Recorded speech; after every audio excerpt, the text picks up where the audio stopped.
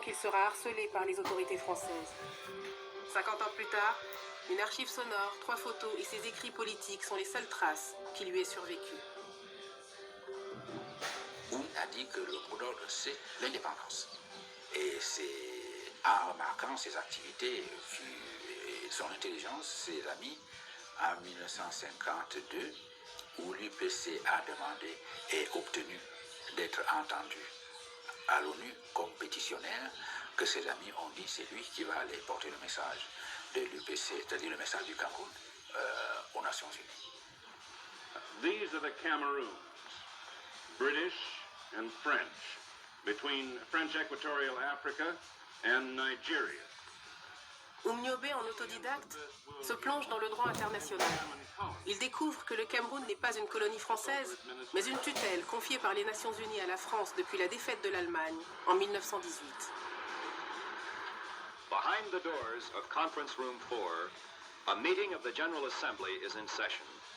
The peoples of the Cameroons, not far in time from the use of drums to communicate with each other, are being heard by the whole world in a single room.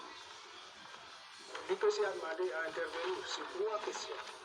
La réunification immédiate du Cameroun, la constitution d'un conseil de gouvernement et d'une assemblée avec des pouvoirs législatifs, et enfin la fixation d'un délai pour le droit de l'indépendance au peuple camerounais.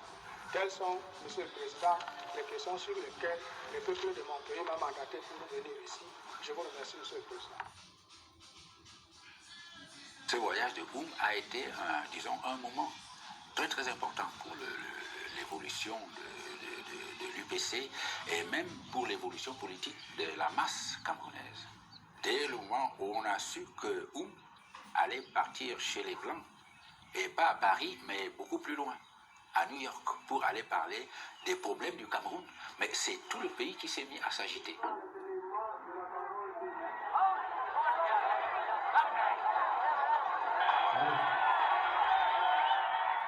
J'ai donc vu l'enthousiasme que cette volonté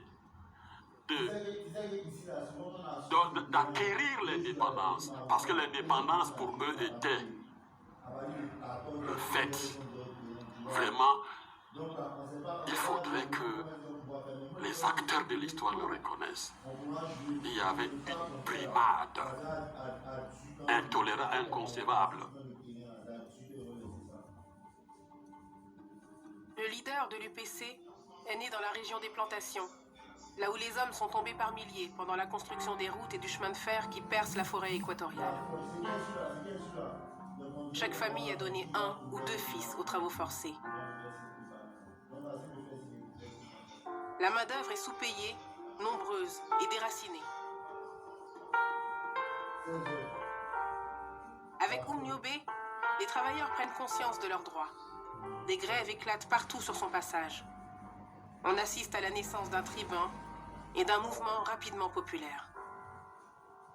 Cette situation avait créé dans la population une espèce de hargne contenue. Donc si un bonhomme vient comme ça, et surtout, on lui a donné l'autorité, on l'a laissé faire. Oumniobé pouvait aller partout, parler.